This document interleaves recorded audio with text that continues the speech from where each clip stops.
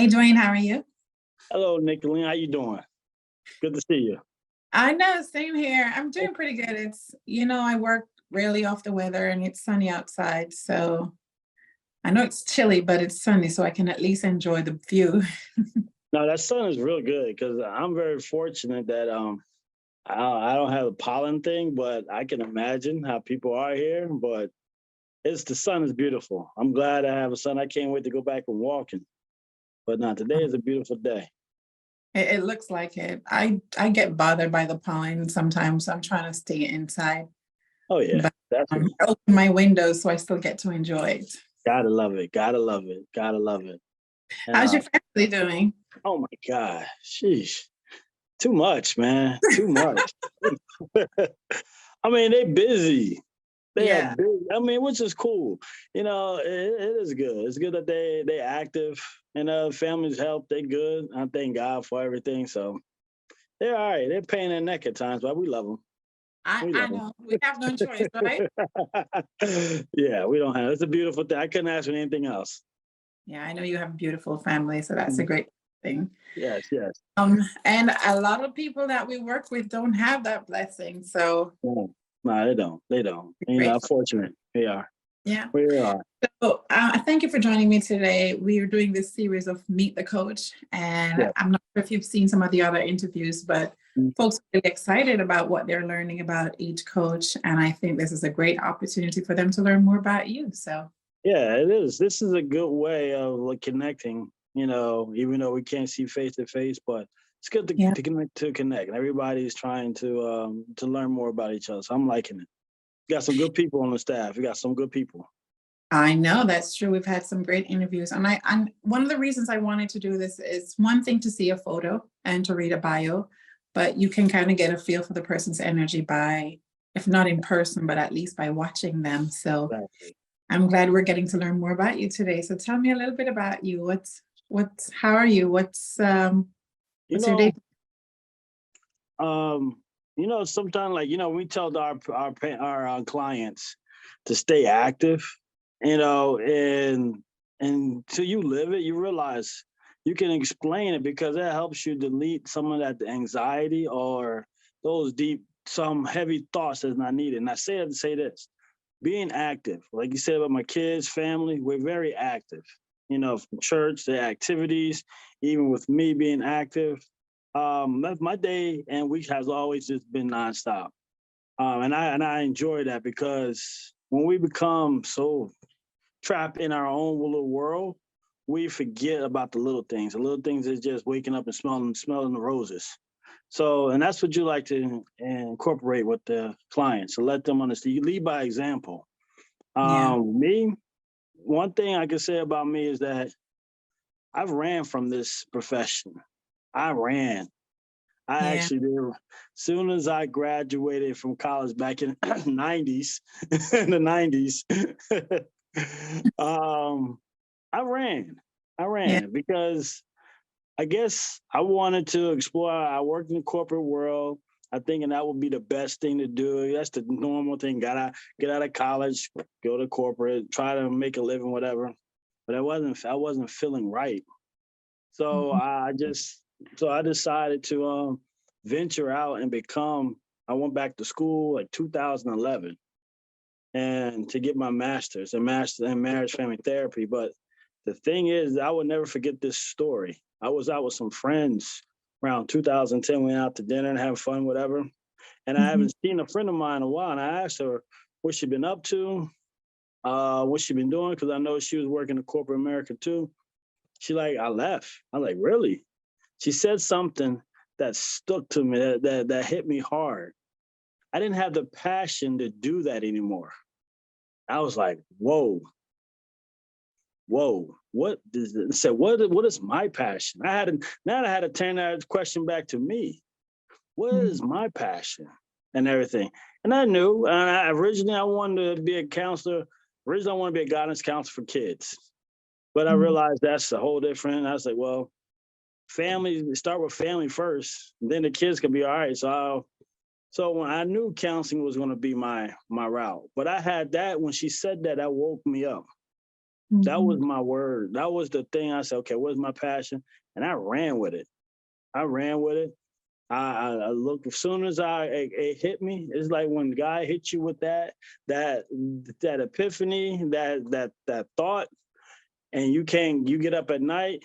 You say, man, that thing's still in your mind. You go to bed, it's still. I say, okay, this is what it is. My thing That's is, I wanted to be a counselor or a therapist. That's what I wanted to be. I realized, and all my life I knew that because people say I'm easy, not to boast, but people say I'm easy to talk to. People say it's easy to talk to you and everything. I was always, try to give whatever I can. I was like, wow. So did that. So I realized, and it worked out fine because my profession was more in sales. So I was mhm. doing sales in different avenues from insurance to real estate. So my thing is like, well, therapy is almost like a selling job too. It is. You're selling people on believing in them themselves, but in a more therapeutic way so that they can understand. So I went to school, went to Capella, got my degree and everything. And I just flow with it. I really, really enjoy this.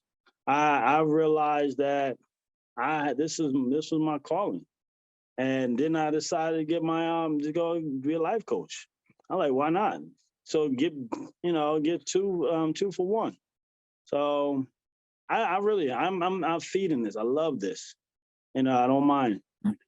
That's what I love about our team because we have a team of people who are really passionate, Hmm. and a lot of them, something happened in their life that led them down this path. Either Hmm. it's the childhood experiences they've had, or just this inside of them, there's this feeling that this is what they were made to do. I like how you talk about running because sometimes we run so much trying to run Hmm. away we were made to do, but in the end, you'll find no peace until you come right back to it. Hmm. You're right. Just like running from, whatever it takes to heal from all the various traumas that we experience. There really will be no peace Mm. until you come back to yourself and do that work, Exactly. which is difficult work. I'm not even going to lie, because it, it takes a lot of courage because a lot of times when you meet yourself, you don't like what you see. Hmm. So this is a perfect opportunity to Hmm. um, fixing that. Hmm. You have company. Tell you. Sorry about that. I know, it's fine. Oh, that's great. So in your day-to-day regular, what does your job look like now? What do you do on a day-to-day basis? I work in a mental health hospital. I do group therapy. I do outpatient group therapy. I work with patients who have anxiety, depression, PTSD, who are substance abuse, who have some serious trauma for sexual trauma, physical trauma. As a press, just and the thing is, they're all in one room. So Mhm. that's what I enjoy because that can be intimidating. You talking to someone who have anxiety, social anxiety, depression, major depression disorder, who have some post-trauma PTSD. But the fact is, and I tell them, I get the fact that y'all looking at it like, what an anxiety person, how can I learn from you? I got anxiety, this person got PTSD. I said, well, the thing is, I like to educate people. I like to let them understand things and let them see it in a more therapeutic way. I said, this is called, I tell them, with everything everybody's in here is called I tell them it's called equifinality. And I use an example of it doesn't matter if you're from Washington State. I don't care if you're from New Jersey. You could be from China and you here in this room. The thing is why is the equifinality? Y'all have one thing in common. Y'all want to embrace change. Mhm. That's what you want to do. I don't care if whatever you're from or whatever you may have, you come in here to embrace change. And change is inevitable, like you said. It is hard. It really is hard. It's hard Mhm. for people to really sit down and dissect their weaknesses, their trauma, the things that they held on so much, Yeah, a their lot. their dysfunctioning emotion. It's hard and Mhm. everything because to them is normal. It's normal because they're going on their life. Well, I go to work, deal with the family, go have some fun with friends. But when that day comes, when that thing hits you like a ton of bricks, you're like, whoa. And you go to your friends, you gonna be all right. Don't worry about it. Just just shove it underneath the rug. You'll be okay. Look at me. I got a lot of problems, but I don't deal with them. I just go on. People, you'll get that type of advice, which is expected, nothing wrong with it, because they think that's normal, but you realize, no, I need to change. Yeah, And from life coach to therapy for counseling, mental health is real. it is. And the thing that bothers me so much is the stigma that's attached to people even wanting to talk about it or admitting that they have an issue. And this is why this program that I'm so passionate about this program, because like you say, the change is very, very hard. Mm-hmm. And takes more than a 2-hour session where you get motivated by someone, because the moment you walk out that door and real life hits you, you're really back at square one. So this is Mm-hmm. why it's so important when you get someone to take you to that place of nakedness, or if you get there on your own, Mm-hmm. you need to be consistently working with someone who's going to cheer you on. Mm-hmm. And when you feel like you don't want to continue and it gets tough, you need that person who's going to bring you back and remind you why you wanted change in the first place. Mm-hmm. Yep. I feel like this program is so important because it's not just about telling you all the things that are wrong and what you need to do, but you have that support that you need. And a lot of that they don't have is the support. They don't have family, they don't have it with friends, No. they don't have a partner, they Mm-mm. just don't have that support. And that's why a life coach is so important. It is. And like I always say in these interviews, a life coach meets you where you are and work with you from there. Mm-hmm. Mm-hmm. It does. And some folks, they do need a therapist because some people are dealing with some really difficult things and they need to get to that point of nakedness, like we like to say. And then they work with a coach to get them from there. Mm-hmm. So I so believe in what we're doing. I love the fact that you were passionate about it and you were drawn to it. I feel like that's what you were to do. Yeah. I love that when I got the knowledge and the experience and the education you need, not just to be speaking from a place of emotion, but you can speak with authority because you know what you're talking about. Mm-hmm. And this is today. Mm-hmm. This is your day today. You do this on a daily basis with folks. It is. It is. One thing I've say this is that even from the clients here, I like people to. This is what I like. I feel that it's important to guide clients to recognize their strength and discover how they handle their life challenges and help them transcend their private logic. And their private logic is the way they've been thinking in the past. That, we stubborn. We are some stubborn people. When we get to an idea, thought we're going to run with it, but that's your private logic. It's your kind of morals, but it can be shifted. So I like what they're private by allowing them to explore their feelings, thoughts, and emotion. Because we speak from our feelings from so much, and we try to help them shift from more logic thinking, regardless, when they thinking about their past in a traumatic way, negative way, we're trying to help them to shift to think more rational, like, okay, that was then. That's the key word. And I like it was past tense. It's over. That part, yeah. And you may not have had control about that part, but now you're in the driving seat for what comes next. Yeah. Yeah. And that makes them feel more. Their behavior makes them feel in a positive way. And being a life coach, you're able to. It's a vehicle to guide clients to make adjustments for their self-improvement. Yeah. And that's an important factor, I think, in this profession. I mean, they want to self-improve, self-care. Yes. Increase their self-worth. That is so true. And remind them that they have the power. So I know because from what I do, it's sometimes the stories that you hear are very heavy. How do you handle, who's your go-to person when you need? Because they say every coach has a coach and every therapist is a therapist. How do you process all of these stories that you hear on a daily basis? That's a good question. Where I work is a good thing because when we close that door, we pretty much help each other and Mm. everything. We our own therapists. Yeah. We help each other through, we processed challenging cases and Hmm. everything. And it's ongoing. It's Yeah. not, so there's heavy ones and there's things that are like, wow, it's amazing how you went through this. Hmm. It's a lot of true trauma, but that's what I usually do. And also self-care. Even my little ones, they don't realize they are my great self-care.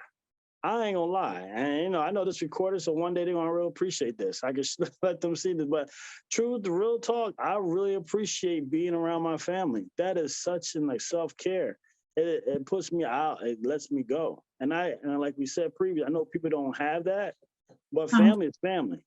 It Hmm. doesn't have to be blood, but the fact is, if you got one or two people in your life, hey, that's fine. Hmm. But self-care, having some things you enjoy doing, since we were talking about the weather break, I like going for walks. I like to clear my mind. Hmm. And for me, another way to dissect is the long times when I'm driving. That's Uh, that me time. yeah, I like That's that. that's my me time on me. I talk to God. It's funny thing is, you don't need the music. Nowadays, you can be talking to yourself. People might think, oh, he on the phone. He got his Bluetooth. It's easy. But it's like, I don't care. You just be talking. So Yeah. yeah, those are the things. I like the driving too. I do work from home now mostly, but even back in the days when I had to go into the office, that was one of my favorite times when I would be alone in the car. I wouldn't answer my phone. I just think and talk and pray. And another thing I find really useful is journaling Mm. because I can put all my raw thoughts out on paper. And sometimes when you go back and you read, it's amazing to see the growth in yourself. So journaling is a really good thing for me. And there's so many people can do. Sometimes we say self-care, and folks think that it has to be huge things. It doesn't have to be. It could be taking a nap, Mm-hmm. going out, just little things to show that you love yourself, Mm-hmm. uh, and that make a huge difference. Having grown, even like this is self care. Having grown folks conversation. That's tough. And I talk to clients. I like it's something. It's the smallest things. It's the smallest thing that you see, and then you reward yourself. You Yeah, know, you reward yourself and everything. you got to So, reward yourself. Life is tough. mm-hmm. So No, it is. we It need is. to take a breather and breathe, and Yes. like you say, reward ourselves with little things. So I am very excited. I feel like the folks who are watching, they've seen beyond the photo, Yeah. get an idea of exactly who you are and how you can help them. So I'm very excited for what we're doing and what we have planned, what's to come. Mm-hmm. So really appreciate your time chatting with us today, letting Me us know, too. opening the door a little bit to give us a peek behind the curtains of who Duane is. Pleasure talking to you, Mm-hmm. more about you, what you can offer, Mm-hmm. um, how passionate you are about this, and I'm excited for us to continue working together. Man, thank you. Thank you. This was fun. I appreciate it. And I really appreciate what you're doing, Nicolene. You're doing something big and it's special. And I give you that. I give you the roses right now. That is what you're doing is definitely special. It's going to open some doors from others. And clients going to be appreciative on having this platform so they can have some type of reach. So I commend you for this. Thank you. I do appreciate you saying that. But one of the reasons why I'm so passionate about this is I remember when I was going through my struggles, and Mm-hmm. something like this was what I needed.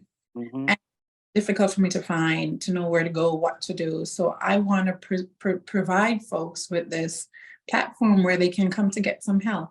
Because sometimes even when you know what you need to do, you just don't know what the next step is. Right. Right. Right. Folks, another interview I plan to do pretty shortly after this is helping folks to find resources, because sometimes not everyone can afford Mm-hmm. what to do to get to a better place, and there's so many free resources available to. So I want to be able to provide, whether it's paid or free, I want to be the place where folks can come and really truly get some help. Nice. So I'm Nice. excited about what we do, and I thank you for saying that. No problem. No Thank you problem. for your team, Duane. Thank you. Thank you. All right. Thank you. Take care. Take care of yourself. Bye. Bye bye.